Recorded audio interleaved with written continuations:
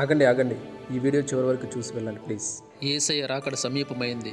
యేసయ్య రాబోతున్నాడు. ఈ మాటలు మీకు పిచ్చిగాను వెరిగాను అనిపించవచ్చు, కానీ ఇది నిజం, సత్యం. యేసయ్య ఈ భూమి మీద ఉన్న అందరి కొరకు కూడా ఆయన పరమను సమస్తాన్ని విడిచిపెట్టి వచ్చి ఆయన తన ప్రాణాన్నే పెట్టాడు. ప్రాణం పెట్టి సమాధిని గెలిచి 3వ రోజు తిరిగి లేచాడు. ఆయన ఒక కులానికి కానీ మతానికి కానీ దేశానికి కానీ సంబంధించిన దేవుడు కాదు. ఆయనకి కులాలు మతాలు వర్గాలు భేదాలు ఇలాంటివి ఏమీ లేవు. ఆయన భూమి మీద ఉన్న సకల జనులందరినీ కూడా సమానంగా ప్రేమిస్తున్నాడు. పరలోకము అంటే స్వర్గము నరకం అని 2 ఉన్నాయి. వాటి గురించి యేసయ్య భూమి మీద అందరికీ తెలియజేయాలనే మన కొరకు భూమి మీదకి వచ్చాడనమాట. మనుషులు వాళ్ళ పాపాలను బట్టి నరకానికి వెళ్ళిపోయే పరిస్థితి ఉంది. కాబట్టి మనిషి చనిపోయిన తర్వాత మళ్ళీ తిరిగి రావట్లేదు. చూడండి, వాళ్ళు చనిపోయిన తర్వాత దేవుని నిజంగా తెలుసుకుంటే వాళ్ళు ఖచ్చితంగా పరలోక రాజ్యానికి వెళ్తారు. కాబట్టి దేవుణ్ణి తెలుసుకోవాలి. దేవుణ్ణి తెలుసుకోకుండా చాలామంది చనిపోతున్నారు, వాళ్ళు నరక పాత్రలు అయిపోతున్నారు. అలా జరగకూడదు. అందుకే యేసయ్య సువార్త ప్రకటించమని చెప్పాడు బైబిల్లో.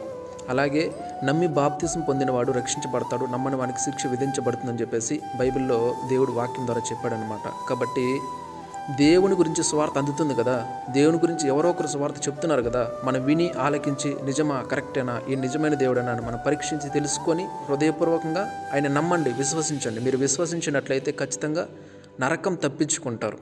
ఖచ్చితంగా నమ్మి బాప్తిసం పొందినవాడు ఖచ్చితంగా రక్షించబడతాడు.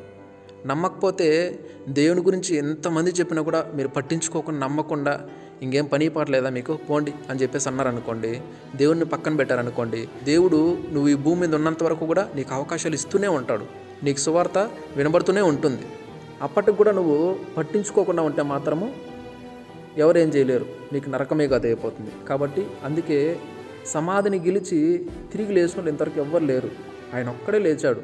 ఆయన ఒక్కడే నరకము స్వర్గం ఉందని వచ్చి భూమి మీద చెప్పాడు. అందుకే ప్రతి ఒక్కరు కూడా యేసయ్యని తెలుసుకోండి, ప్రతి ఒక్కరు కూడా రక్షింపబడండి. జీవితం చాలా చిన్నది, రేపు ఏం జరుగుతుందో మనకు తెలియదు. కాబట్టి ఎవరు ఎప్పుడు ఉంటారో ఎప్పుడు పోతారో మనకు తెలియదు. కాబట్టి ఉన్నప్పుడే మనము యేసయ్యని తెలుసుకున్నామంటే ఖచ్చితంగా రక్షించబడతాం, నరకానికి పోకుండా ఉంటాం. కాబట్టి ప్రతి ఒక్కరు కూడా యేసయ్యని తెలుసుకోండి.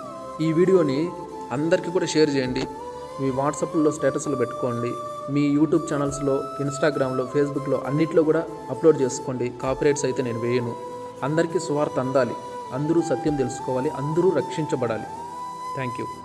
Praise the lord.